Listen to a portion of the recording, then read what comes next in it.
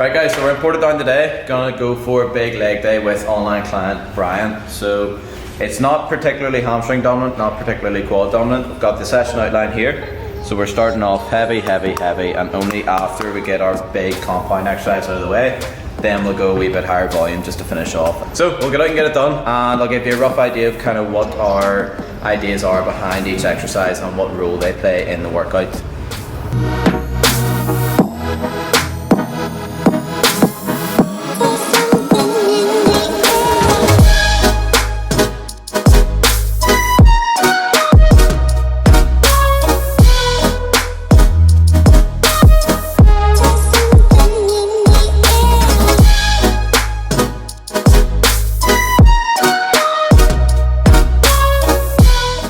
So to recap what we've done, so far we've done hamstring curls and leg extensions for each. We've done 2 warm-up sets and then 2 working sets. Now the main thing that you probably notice in the hamstring curl, one seated hamstring curl is unbelievable. Okay, the feel you get off it, you've got the bar going across the thighs to keep them down and really focus attention on the hamstrings. But what most seated hamstring curls don't have is the handles, okay? So they're useful for pushing yourself back in, because what tends to happen once you start to drive the heel down, the glutes come up and off the seat. So being able to have that handle and push yourself in really isolates the hamstring just at a different level. So the goal for them was 2 sets of 84 kilo, and we got that extra 2 reps in last time as well. So PBs every session, food's going in, strength's going up. Next up we get on to the leg extension, and again, same point with that. Now the most common mistake I see is people point their toes away from themselves like that, okay? Point the toe up to the shin, really trap the blood into the quads. Okay, so as we go, now slow and controlled, we don't want to be crashing the way at the bottom. We'll be keeping it controlled the whole rep through, and then a slight hold at the top, okay? So the pace of the rep tends to be maybe 2 seconds on the way down, and then you're just trying to get that weight up for your top sets when it's heavy. Now again, we took a PB on that, so at the full stack, which is labelled as 200, and on top of that, we'll just slide a wee template on just to make it a wee bit more challenging. 10 reps and 12 reps, so again, progression from the last session. So we're on the leg press now. Leg press here is unbelievable, warmed up on the other one, wee bit steeper, but just for that quad engagement we've got a better one, which is a lot more vertical, okay? So sitting on targets 7 25 plates a side, so we're all at 25 plates, so we've got 4 on and 2 20s. So the goal is to top 175 kilo per side. If we're not topping it, then we're just getting more reps. So last session I got 6 reps with 175 kilo a side. This time we're looking for 7 or 8, just progression, because it was the all-out set of the workout. So we'll get into that now, and then after we've got the hack squat for high reps.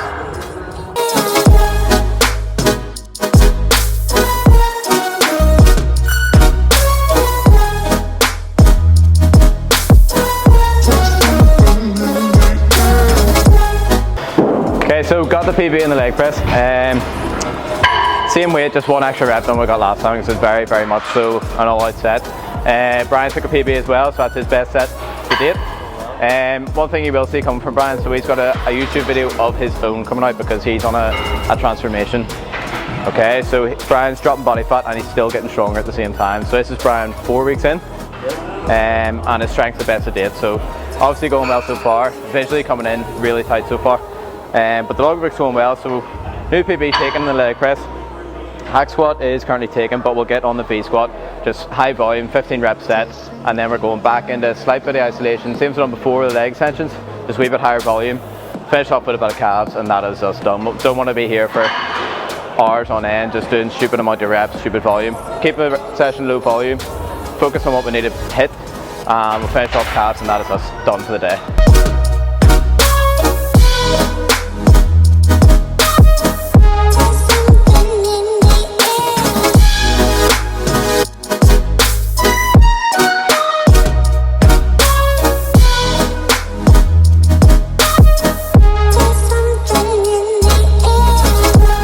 Right guys, legs wrapped up, finish off the calves there. Now a few things that you may have picked up throughout the whole session, okay? You'll notice we're both wearing flat soles, okay? So we're both in the Vans.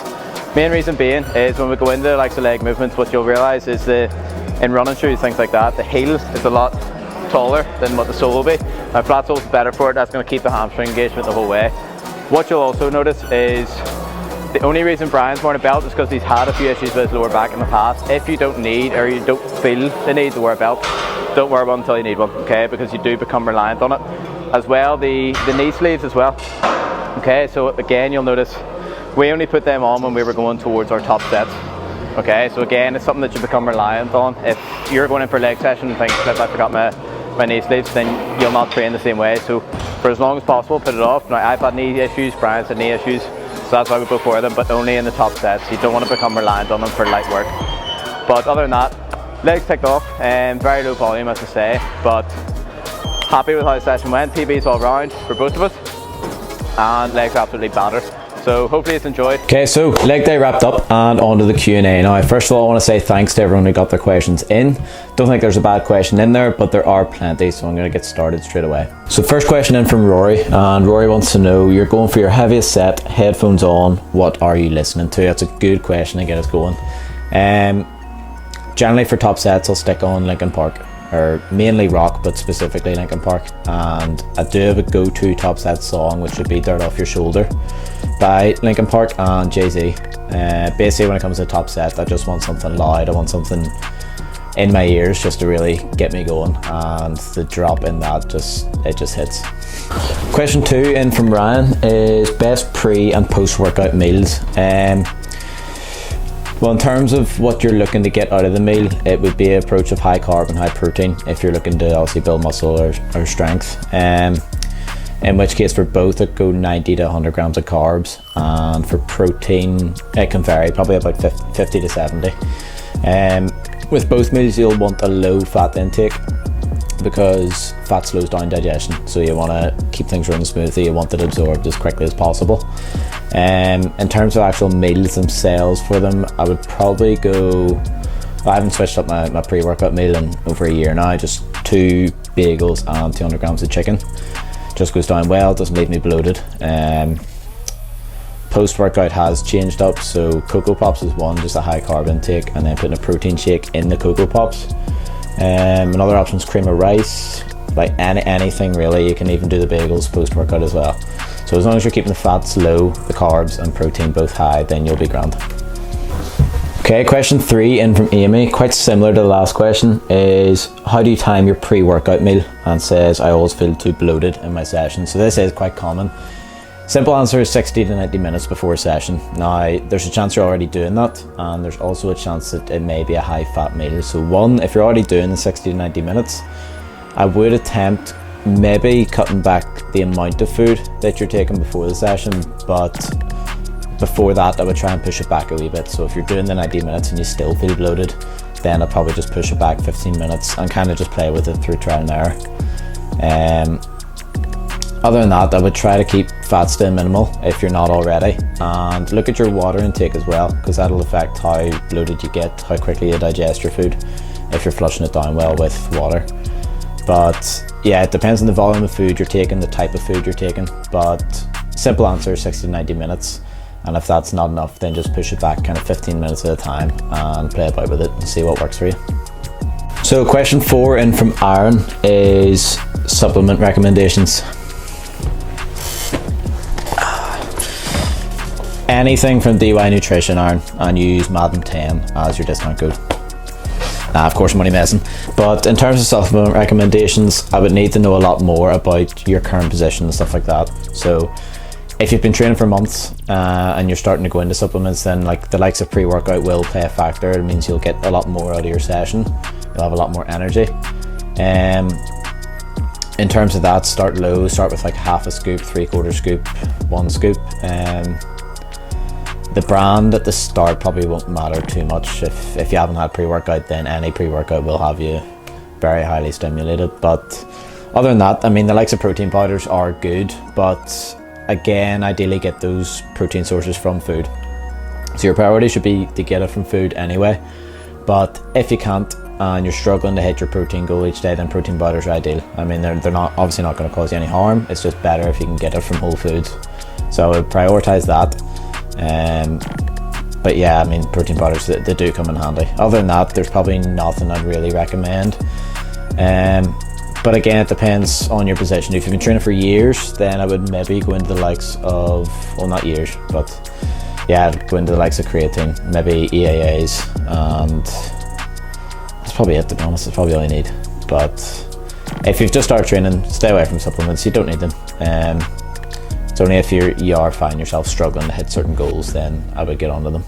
Question 5 in from Josh is favourite muscle group to train, and the answer to that is legs, as you see in the video. Obviously I love training every muscle group, but there is something different about legs when you're training them. It's just a sense of going all out and the amount of pain that it has involved in it, but definitely my strongest muscle group and definitely my favourite to train. Question 6 in from James is how long have you been training for? About 4 years now. So I touched on this in my first YouTube video, which was obviously the photo shoot process, and at that stage it was 3.5. I'm a good few months on from that, so roughly 4 years.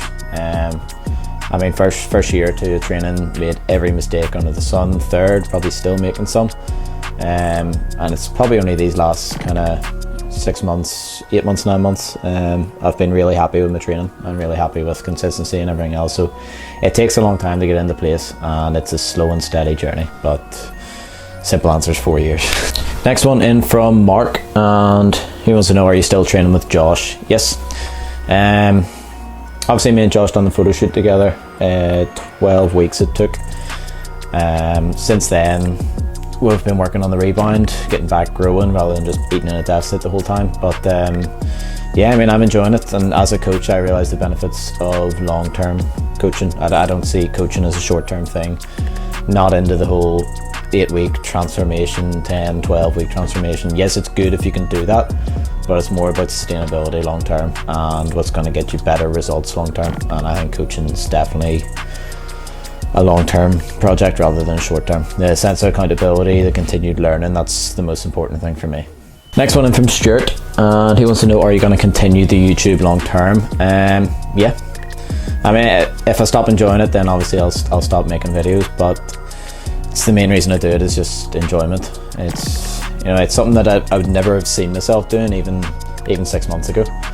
It was literally, I think I was out for a walk, and I just had a wee light bulb moment about making a video of the whole photo shoot process. And obviously when that first video went up, it got a better response than I would have ever even hoped for. So yeah, it's just enjoyment more than anything. And yeah, I'm kind of enjoying leaving my comfort zone and putting myself out there, because as I said, I would never have done this even 6 months ago, never mind doing it now. So next question in from Curtis, and Curtis wants to know, do you have online slots available? Me and a friend are interested. Yes I do. So there's still space online to get onto it, so you need to fill out 2 forms for me just to get started, and you can find them on my website or in my bio on Instagram. Once you've them filled out, I'll fire you back an email and we'll get cracking towards getting you started. Next question is a very good one from Harry. Harry wants to know, you're on death row, and what is your last meal? Well, hopefully I'm never on death row, but as a last meal, that is a tough one. I just love food. Like, I don't know. I think for me, I'd probably just try and chuck everything on it. So I wouldn't have like one normal meal. I'd just have a big plate of everything and just try and clear it. Pizza would be on it, chicken would be on it. A lot of chicken, a lot of bread, bagels. Yeah, I'm a plain eater and I'm a picky eater, but the foods I really like. Do you get? I don't know if you get more than one course, but I'm definitely going to go for dessert. Cookies, donuts, ice cream, just everything. Like, there's no junk food I don't like. But yeah, definitely everything that's usually not in my plan, I'll probably go for that. So the likes of pizza, pasta, yeah, just chuck it all on a plate, then I'll clear it. Next question in from Rebecca wants to know, what is your daily routine like? Well, obviously it's being recorded in lockdown, so I'll just give you my lockdown routines. I'm still sticking to quite a strict routine to get the most out of my days. So basically I'll be up before 5 o'clock ideally. Now sometimes I will, obviously getting out of bed can be a wee bit slow, but I'll be out of bed by 5 and I'll be out walking at 5:15. So I'll get back in at 6 o'clock, so it's a 45-minute walk, getting the step count up for the day. Once I've done that, I'll come back home, I'll get showered and I'll get food. First meal will be my pre-workout meal. And then once I've got that in me, I'll sit for maybe 20 minutes, half an hour, and get a bit of reading done, just start the day right. I'll then go and train, usually starting at about 8 o'clock, and I'll get home again at about 10 o'clock. At this stage I'll get my post-workout meal in, and then maybe I'll try and do another wee bit of reading and get back out for another walk. So it just means all my exercise and my training's done by midday or 1 o'clock latest. When I get back in after 1 o'clock, it'll be probably another meal and then head buried in the laptop. So from about 1 o'clock onwards, that is very much my downtime. It just means everything's ticked off and I can settle down for the day. Even at that, it still would be technically working when I'm on the laptop, working on the business. But I mean, as long as the physical work's done, it doesn't really feel like work. But I'll give myself a bit of downtime before bed. I'll close the laptop at about 7 o'clock, and then just depends how interesting the TV is. Some nights I'll be asleep at 8, some half 8, and then up in the next morning again. So just making sure I get my 8 hours sleep and then back at it the next day. Weekends will be a wee bit different, but maybe lie until about 7 or something and stay up a bit later, but generally it's very much the same most days. Next one from Anna wants to know, how did you work on getting form right when you started training? Whenever I first went to the gym, I was on Google relentlessly the night before. So I was so nervous about going to the gym for the first time. Nervous that people will be judging exactly what I'm doing and having all the kind of gym anxiety fears that you can imagine. So I went on Google the night before and YouTubed and got photos, and I made a Word document of what I was going to train that day, along with photos and written out instructions to make sure I'd done them right. Obviously going off the internet, which I mean there's a lot of false information that you're going to get there, so I was still making mistakes, but I tried to cover my back as much as possible in terms of getting form right. I would always be looking in the mirror in the gym to make sure I'm kind of getting the movements right, and luckily enough, I mean, when you're clearly a beginner in the gym, there will be people that are happy to help. But lived off YouTube, lived off Google, all these kind of gym sites that come up on Google when you're looking for an exercise or looking for a routine of some sort.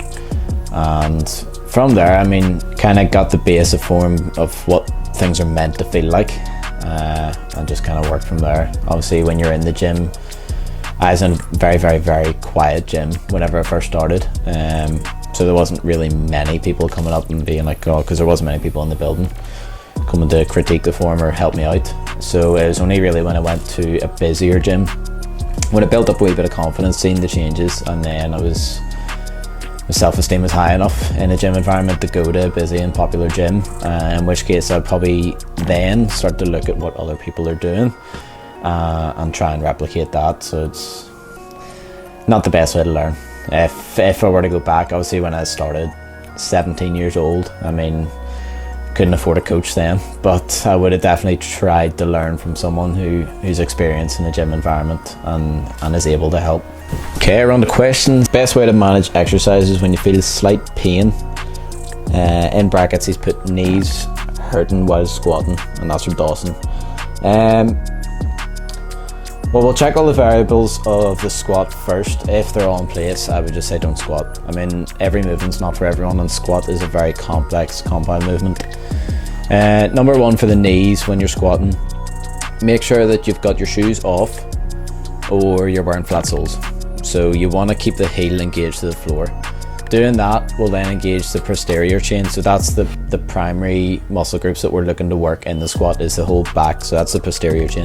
Your glutes, your hamstrings, and there will always be a wee bit of lower back involved in squats.